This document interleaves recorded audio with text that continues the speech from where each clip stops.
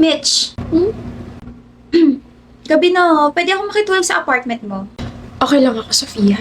Basta ko hindi. Hindi ko iiwan yung best friend ko after niyang irat lahat ng mga hinanakit niya sa buhay. Kaya kung sa ayaw at sa gusto mo, matutulog ako ngayon sa apartment mo. Mitch! Mitch! Nak! Papa? Hindi ka na gumalaw dyan sa kinauupuan mo. Ang sabi ko, tapos na kitang i-paint. Maganda ba? Pa, ang ganda! This is a masterpiece. Galing ko, no? Alam niyo po, pagtanda ko, I'll be a painter din. Sabay tayo magpe-paint. Opo. O sige, kung yan ang gusto mo, dyan kita susuportahan. Mama, bumili po ako ng materials. Sabi ni Papa, magpe-paint daw po kami pag uwi niya eh. Ma? Bakit po, Ma? Patay na ang papa mo. Oh? Bumibili siya ng materials for his next painting. Tapos biglang pinasukan na magnanakaw yung tindahan. He fought back. Pero nasaksak siya na ilang beses. Mitch! Nananaginip ka. Magbubura muna dapat ako ng makeup tapos naririnig kita tinatawag mo si Tito. Napanaginipan ko si Papa. Huh? And I just realized something. Kaya pala sabi ng ex ko na I don't know how to live with the people around me. Kasi I stopped living when Papa died. That's when my life started to fall apart. Even Mama became so hard to herself that it affected me. Everything became so blurry. Everything became black and white.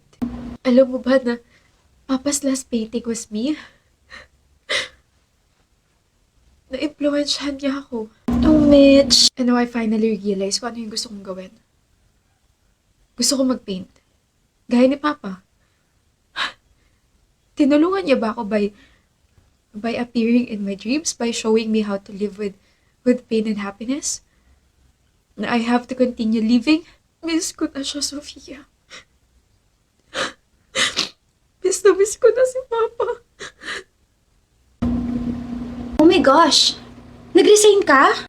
Kahapon lang and I just left. Wala naman kasi ako ka-close doon. Ayaw sa akin ng boss ko, ayaw sa akin ng mga katrabaho ko. Edi, bye-bye. Alam mo, akala ko dun ka na mamamatay kasi tanggap ka lang ng tanggap ng trabaho sa kanila eh. Hindi ka nagre-reklamo kapag ganito-ganyan. Thank you at nakaalis ka na! Oo, Ano nang gagawin mo ngayon nag-resign ka na? We'll still try to figure life, but may nagbago. Alam ko na kung ano yung gusto kong gawin. Hindi ka muna magtatrabaho? May ipon ako, Sofia. Kaya ko sarili ko. Iiwan mo na ako, Mitch. I will paint, I will rest, and I will take my time. Away from all the people who kept on pressuring me, away from my toxic neighbors, away from my ex, away from the city, away from my past work, away from the boring memories I created. Eh di boring ako. You are an exception. Best friend kita, duh. I'm starting to live again. So, I'll be fine alone, exploring the beautiful things around me. Alam mo, ngayon ko na lang ulit nakita yung ngiting yan. Thank you, Mitch. For what?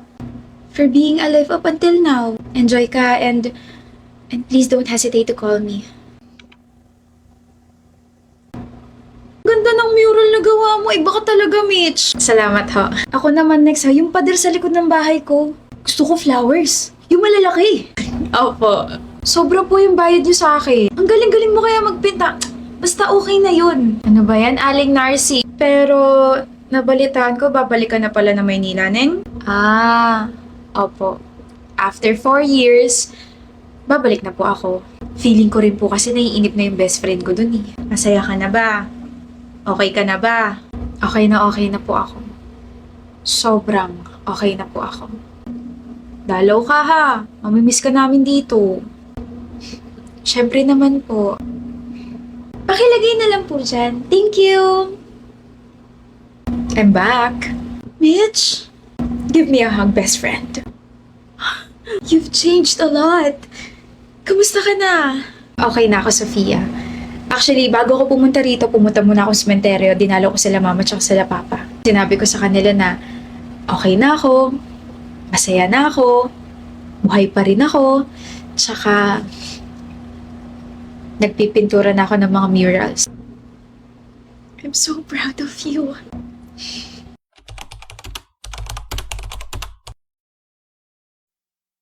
Wala na bang iba? Wala na. Kailangan mamimat. Sorry. Hindi siya pinaprocess ng utak ko, pero kailangan may mamatay. Kung ayaw mo ikaw mauna, kailangan mangyari ang sinabi ko. Pinagtitripan mo lang yata ako eh. 4 na araw. 4 na araw bago ka mamatay. Aksidente. Yun ang ikamamatay mo. Bakit ako? Bakit hindi ikaw? May nagawa ba akong kasalanan para maging ganito yung buhay ko?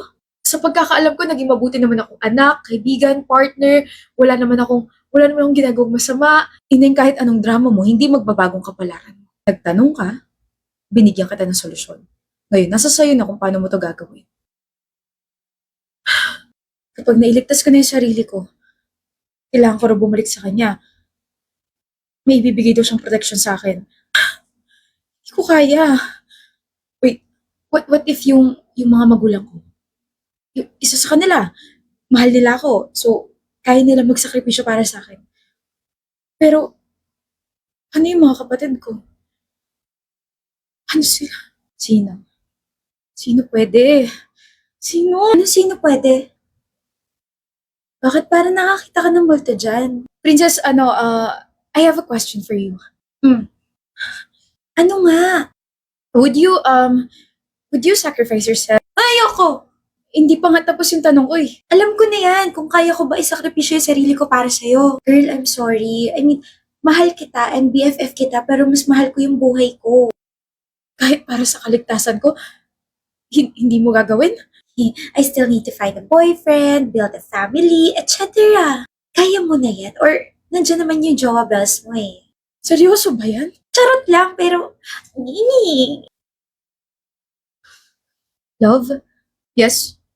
Survey lang. If we're both dying, tapos isa lang yung pwedeng maligtas sa ating dalawa, would you sacrifice yourself para sa akin? Kaya mo ba mamatay para sa akin? Wait, anong context nito? Sumagot ka! Wow, love. Kaya mo ba?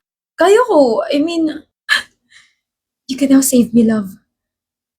Thank you. Viv, narinig ko yung balita. I'm so sorry for your loss. Hindi ko alam nangyari. Hindi ko alam nangyari, princess. Sobrang bilis. Sabi ko, mag-grocery lang ako. Tapos pag uwi ko, nakita ko si Justin. Nakita ko yung boyfriend ko. Nakahando siya sa CR. He slipped and tumama yung ulo niya sa sink. And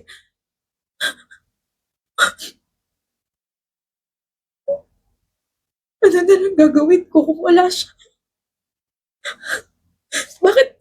Bakit pa kasi ako nag-grocery? Bakit pa ako umalis? Bakit? I should have been there. Eh di sana nasagip ko pa siya, di ba? Nandito lang ako kung kailangan mo ng kausap. Asan ka? Nagawa ko. Naligtas ko yung sarili ko. May nagsakripisyo para sa akin. Mahal niya ako. Nagsakripisyo yung boyfriend ko para sa akin, okay? Nakaburol na siya ngayon. Tapos, natanggap mo ba yung perang pinadala ko? Di ba sabi mo kapag nagawa ko yung inutos mo, bibigay ka sa akin, tapos kailangan ko magbayad. So, nasan ka? Akin na yung protection. Sino mo, te? Yung babaeng nandito po, yung manghuhula. Blonde po yung buhok niya, tapos mahaba. Uy! Pati ikaw ba na biktima niya? Ha? Naku po, pang-20 ka na ngayong araw na naghahanap sa kanya. Modus ang babaeng yun. Kung ano-ano binibigyan niyang hula sa mga bumibisita sa kanya, pero ang totoo, gawa-gawa lamang niya yun para makalikom ng pera.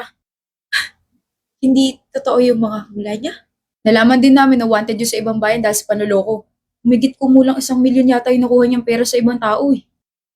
Nalaman din namin na dati siyang actress pero nalaos agad dahil nasangkot sa scam. Ewan ko ba, grabe talaga yung mga tao ngayon, parang manloko. Magkano nakuha sa'yo? Hindi pwede. Hindi.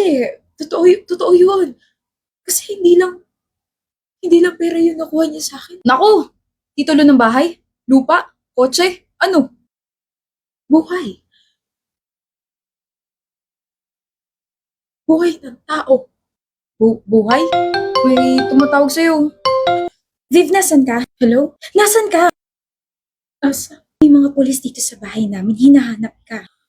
Hindi raw aksidente yung kinamatay ng boyfriend mo. Pinatay daw siya. Pinatay daw siya. Teka. Diba, diba ikaw yung huling kasama niya bago siya namatay? Kaya ba nandito yung mga pulis? Kaya ba hinahanap ka nila kasi ikaw yung pumatay? Viv!